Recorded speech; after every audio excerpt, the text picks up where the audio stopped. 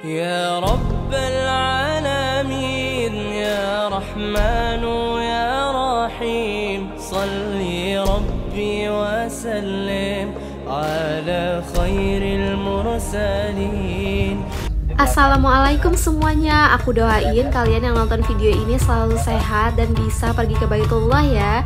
Jadi hari ini tuh tanggal 13 Agustus tahun 2024 dan kita akan city tour di Madinah. Agenda kita pada hari ini, kita akan pergi ke Masjid Quba, masjid pertama yang didirikan Rasulullah, Kebun Kurma, Masjid Khandaq, Masjid Qiblatain, dan ke Jabal Uhud. Biasanya kalau di mobil itu tidur, tapi hari ini tuh aku excited banget. Jadi bener-bener aku nggak tidur sama sekali guys. Aku liatin semua view yang ada di Madinah ini, bener-bener Masya Allah estetik dan bagus banget. Masjid pertama yang kita lihat waktu city tour nih sebelah kiri ini adalah Masjid Bilal bin Rabah.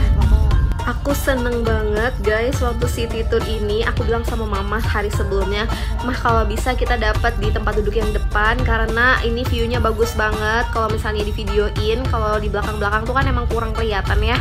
Kalau misalnya di depan ini langsung bisa kelihatan guys. Jadi ini tuh tempat dimana banyak banget makanan di sini, banyak restoran-restoran khas Arab di sini. Terus kayak semacam pasar. Jadi emang bener-bener rame gitu. POV kalau kalian duduk di depan bis ini kan bisnya kan tinggi banget ya, kayak double decker gitu. Sumpah guys, aku tuh kayak ngerasa naik roller coaster. Ini tuh kayak bener-bener pengalaman banget sih. Seru banget. Tapi kayak rada ngeri gitu. Asli seneng banget. Itu di sebelah kiri ada Masjid Quba, udah kelihatan.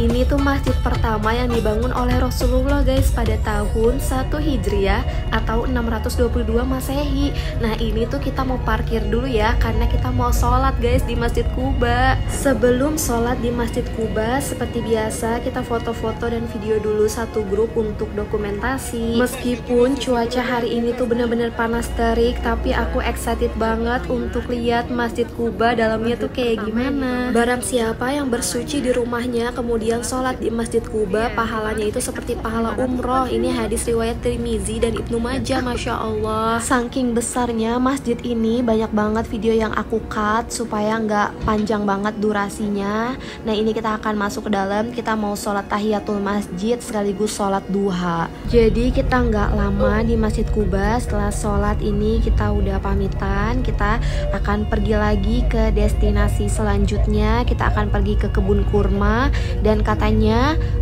kurmanya ini lagi panen guys. Jadi kita lihat ya nanti di sana kayak gimana. Jarang dilalui oleh jamaah umrah. Jadi jarang dilalui oleh jamaah umrah. Sampai sekarang insya Allah kita akan melaluinya.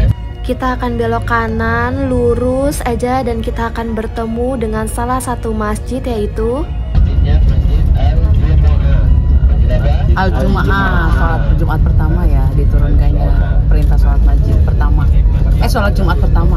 Pertama kali Nabi bersama sahabat melaksanakan sholat Jumat pertama kali setelah diwajibkan sholat Jumat. Jadi jarak antara Masjid Al-Jum'ah dengan Masjid Quba itu berdekatan guys, nggak terlalu jauh banget. Jujur banget aku tuh suka banget sama mutawif aku karena Ustadz Sidik tuh kalau ngejelasin dia tuh kayak serius tapi lucu, ada bercandanya juga. Kita tuh jadinya enjoy, ketawa-ketawa dan kita tuh nggak bosen sama penjelasannya. Masya Allah luar biasa banget, aku suka banget city tour kali ini. Bapak-bapak di depan ini, siapa tahu di depan ini adalah Masjid Khandaq. Masjid apa? Masjid Khandaq. Di sana tempat terjadi perang Ahzab. Perang apa? Ahzab adalah koalisi. Di sekitar area sini tuh juga ada Masjid Salman Al-Farisi, Masjid Abu Bakar, Masjid Umar, Masjid Ali, serta Masjid Sa'ad bin Mu'ad.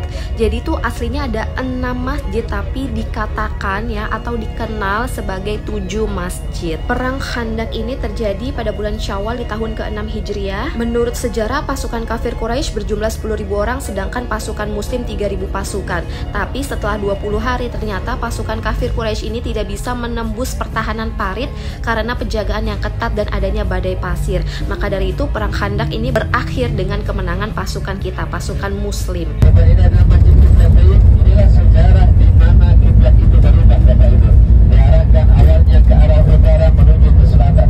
Arah utara di mana utara Baitul Maqdis. Di mana Baitul Maqdis kalau sekarang adalah Masjidil Aqsa. Ada di jalur Gaza yang sedang tahun Qabar atau perang Bapak Ibu. Jadi inilah Bapak Ibu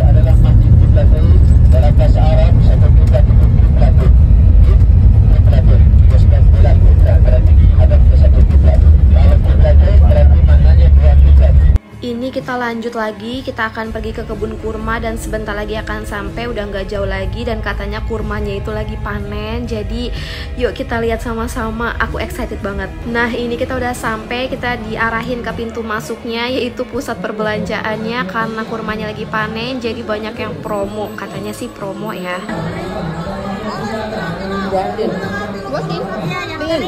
Guys, ini kita malah nyobain bakso. Orangnya itu yang jual orang Jawa Barat. Aku lupa harganya berapa, kayaknya baksonya 20 realan dan es tehnya kayaknya 5 atau 10 real. Ini tuh rasanya enak banget dan view-nya kalian lihat itu langsung kebun kurma ya guys ya. Gak lama di kebun kurma kita langsung pergi ke Jabal Uhud. Jabal Uhud ini tingginya 1050 meter, panjangnya 7 km dan Jabal Uhud ini sekelompok gunung yang tidak bersambungan dengan gunung-gunung lain. Nah, penduduk Madinah ini menyebutnya Jabal Uhud yang artinya bukit menyendiri. Anas bin Malik menuturkan bahwa Rasulullah SAW bersabda, sesungguhnya Uhud adalah satu gunung yang mencintai kami dan kami juga mencintainya. Hadis riwayat Bukhari dan Muslim. Gunung ini menjadi saksi perang Uhud yang terjadi pada tanggal 15 Syawal 3 Hijriah atau sekitar bulan Maret tahun 625 Masehi. Ini Jabal Uhud, Bapak Ibu, di depan ini Jabal Uhud. Kemudian di sebelah yang ada orang-orang di atas itu Bapak Ibu adalah Jabal Rumat. Ada tempat 50 kemana yang ditempatkan oleh Rasulullah SAW sebelah kiri ini. Ada pun di depan ini membentang 7 km, membentang 70 km. Dari sebelah kiri sampai kanan adalah Jabal Uhud. Jabal Uhud. Di sebelah kiri kita ada Jabal Rumat atau tempat pemanah. Nah, nanti kami sampaikan di bawah nanti Bapak Ibu. Tadi keganggu dengan iklan penjualan minyak zaitun. Masya Allah. Laluan air ini atau sungai ini memang ada sejak perang Uhud terjadi, tapi tidak sebagus sekarang Bapak Ibu. Ini masjid dinamakan Masjid Syuhada supaya kita saat berada di sini mengenang jasa-jasa para syuhada yang gugur memperjuangkan agama Allah di medan ini. Adapun masyhadnya ada di pinggir kanan kita Bapak Ibu, yang sekarang sudah di belakang ini ada bangunan pemadam kebakaran, di belakang ini ada tanah Bapak Ibu, lapang. Di situ adalah masyhad atau tempat syahidnya para syuhada. Dalam pertempuran itu gugur 70 orang syuhada, diantaranya Hamzah bin Abdul Muthalib yaitu paman Nabi Muhammad SAW. Sewaktu terjadi banjir di Madinah, makam 70 orang syuhada perang Uhud ini ikut dilanda banjir. Nah setelah banjirnya itu surut, jadi jenazahnya ini terlihat keluar makam atau menyembul. Istimewanya jasadnya ini masih keadaan utuh, bahkan darahnya masih mengalir dan jasadnya berbau harum. Pada akhirnya jenazah ini dimakamkan kembali tapi tidak lagi diberi nama pada nisannya, kecuali jenazah paman Rasulullah yaitu Hamzah radhiyallahu anhu, karena paman Rasulullah ini Hamzah mudah dikenali. Bapak Ibu mendekat sedikit. Oke, kami mulai aja. Kita tidak harus ke sana karena agak siang juga. Jadi yang di kota itu adalah Maqbarah Syuhada atau kuburan daripada 70 syuhada yang gugur dalam perang Uhud. Kemudian Bapak Ibu di sebelahnya lagi, belakangnya lagi ke arah Mekah, karena Mekah arahnya ke sana. Datangnya dari sana juga kafir Quraisy. Itu ada Jabal Rumat, Jabal Rumat. Insyaallah. Saya minta waktu mungkin 5 menit Bapak Ibu. Jadi ini adalah peta peperangannya. Jadi di sini saya tunjukkan. Kalau tulisannya gini, ini apa nih? Ada keterangan Jabal Sad. Kemudian di situ ada Jabal Rumat. Yang ini Jabal Rumat. Yang ada di sebelah ada orang-orang di atas, naik di atasnya. Ini Jabal Rumat. Sedangkan ini sepanjang ini adalah Jabal Uhud. Ada Jabal Uhud. Perhatikan tanda panah. Nah, ini Jaisul Muslimin. Jaisul artinya bala tentara kaum muslimin. Warnanya hijau. Kemudian yang ini kafir Quraisy. Orang-orang kafir Quraisy yang dipimpin oleh Abu Sufyan, Ikrimah. Ternyata habis Bapak Ibu sebentar lagi. Jadi disinilah Bapak Ibu terjadi peperangan yang luar biasa. 3.000 pasukan melawan 1.000 pasukan. 1.000 pasukan ada di posisi Rasulullah, kemudian 3.000-nya ada di posisi kafir Quraisy pada saat itu. Cuman 1.000 ini di dalamnya ada namanya Ubaidillah bin Salul. Siapa namanya? Ubaidillah bin Salul ini kalau lisannya begitu manis, wajahnya begitu indah di depan baginda Nabi, tapi dalam hatinya penuh dengan kemusyrikan. Bisa dikatakan dengan orang yang munafik. Jadi dihasutlah beberapa sahabat, 300 pasukan Rasulullah berpisah dari 700 pasukan itu. Yang jumlah awalnya adalah 1000, tersisa 700 pasukan pada saat itu. Jadi 700 pasukan itulah Bapak Ibu yang berperang di medan peperangan ini. Kemudian 300-nya tidak ikut dalam perangan karena sudah dihasut oleh Abdullah bin Salul. Kemudian mereka musuh Rasulullah berjumlah 3000 pasukan. Maka terjadi pertempuran di sini, di bagian-bagian ini. Ini rute perjalanan mereka datang dari sana, dari arah Makkah, kemudian ketemu di bagian-bagian ini. Di Jabal Rumah ini sudah ada 50 pasukan yang ditempatkan oleh Rasulullah. Yang kata Rasulullah, apapun yang terjadi, kalah ataupun menang saya di bawah, maka jangan beranjak dari tempat ini. Kata siapa? Kata baginda Nabi. Dipimpin oleh Abdullah bin Jubair. Pada saat itu Abdullah bin Jubair menjadi komandan pasukan pemanahnya. Terjadi peperangan Bapak Ibu yang pada saat itu panji peperangan itu menandakan siapa yang kalah, siapa yang menang. Kalau liwa atau panji itu atau bendera perang itu masih tegak, maka kaum yang memiliki panji itu tidak bisa dikatakan kalah. Tetapi pada saat itu orang kafir Quraisy tidak ada satupun yang lagi mampu untuk menekan kembali. Karena pada saat ada yang mencoba, maka Hamzah bin Abdul Muttalib menebas tangannya, menebas kakinya dan seterusnya, kepalanya orang-orang yang ingin menegakkan panji peperangan kaum musyrikin pada saat itu. Akhirnya Bapak Ibu, kemenangan diraih oleh kaum muslimin. Larilah kafir Quraisy pada saat itu yang jumlahnya lebih banyak dibandingkan kaum muslimin. Tetapi dari 3000 pasukan itu ada disisakan di bagian-bagian kelompok daripada Khalid bin Walid. Khalid bin Walid tidak berperang di dalam medan peperangan, tapi melihat sisi-sisi kelemahan daripada strategi Rasulullah. Pada saat itu melihat Khalid bin Walid Bapak Ibu, ternyata orang-orang yang ada di atas Jabal Rumah ini turun. Karena apa?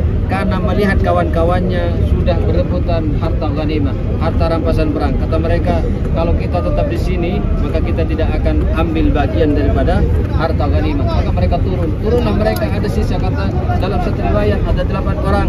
Satu riwayat ada juga yang mengatakan 10 orang, ada yang 5 orang. Tapi yang terpenting adalah bagian kecilnya masih bertahan di atas. Akhirnya Khalid bin Walid menyerang dari belakang. Khalid bin Walid menyerang, membunuh siapa? Abdullah bin Jubair dan kawan-kawannya yang lain. Abdullah bin Jubair dan kawan-kawannya yang lain. Syukran. Dan kemudian Bapak Ibu, setelah peperangan itu terjadi, maka kaum muslimin yang awalnya sudah merasa menang, ternyata mereka menjadi bulan-bulanan. Yang akhirnya di situ syahid namanya Hamzah bin Abdul Muttalib. Siapa Hamzah bin Abdul Muttalib itu? Adalah komanda daripada baginda Nabi Muhammad SAW.